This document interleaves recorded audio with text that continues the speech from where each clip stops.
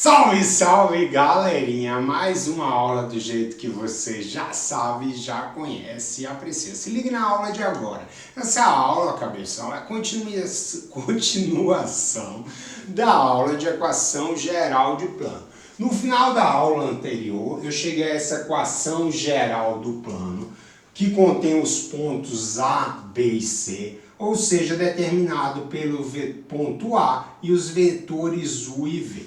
Observe o seguinte, os coeficientes do x, do y e do z formam um vetor. Esse vetor eu vou chamar de n. N tem coordenadas menos 13, menos 1,5, beleza? E eu vou fazer esse vetor n escalar com o vetor u, que é o vetor AB. Isso daqui fica menos 13, menos 1,5 e escalar o vetor 2 menos 1, 5. Na hora que eu fizer o produto escalar, eu fico primeiro com primeiro, segundo com segundo, mais terceiro com terceiro. Se você fizer essa continha, dá menos 26 mais 1 mais 25. Isso daqui totaliza quanto, meu querido? Isso daqui totaliza 0. O que significa? Significa que esse vetor n, ele é normal, faz um ângulo de 90 graus com o vetor u.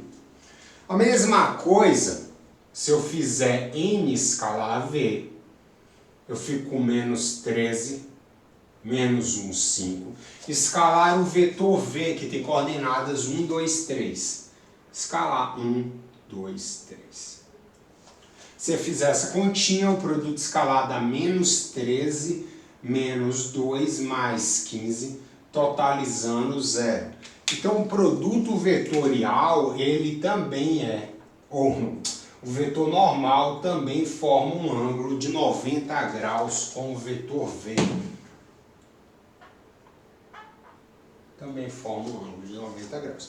E você conhece tudo de GA, né, cabeção? Você sabe qual é o vetor que forma um ângulo de 90 graus com U e com V simultaneamente? Ah, professor, eu sei, é o produto vetorial. Isso mesmo, cabeção, tá sabendo de tudo. Então, o vetor normal ao plano, que eu chamei de N, ele é paralelo, se liga aqui, ó, vou botar de verde. Como ele é ortogonal a U, ortogonal a V, consequentemente, ele tem que ser paralelo a U vetorial V.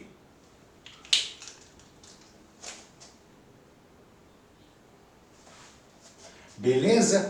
De forma geral, a equação do plano, uma equação geral de um plano, é uma equação nesse formato aqui. Uma equação nesse formato aqui. AX mais BY mais CZ mais D igual a 0.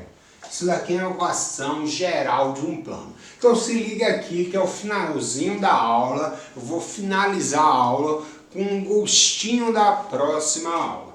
Então observe que esse vetor, que agora eu vou chamar então esse plano π, aqui é a equação geral de um plano. Então esse vetor nπ, cujas coordenadas são os coeficientes de x, y, z, a, b, c, ele tem a seguinte propriedade: eu tenho que determinar esse ponto, esse vetor nπ, ABC. E fica a dica, é o que eu vou fazer na próxima aula. Eu considero n igual ao produto vetorial entre os vetores u e b. U e V. Na hora que eu fizer isso, eu já amarrei o quê? Amarrei o ponto, o valor de A, de B e de C. E aí o D está livre. Está livre. O que quer dizer? O seguinte, geometricamente, se eu tenho um vetor normal, eu tenho uma família de planos.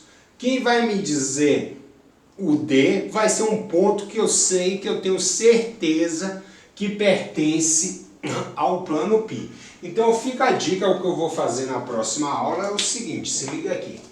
Esse ponto aqui eu vou considerar A, esse ponto A vai pertencer ao plano π. E além disso eu vou fazer esse vetor normal sendo o vetorial V. Ele precisa ser igual? Não, mas se eu considerar o vetor normal esse, eu reescalono e acho o D, usando o fato que o ponto A pertence ao plano Q.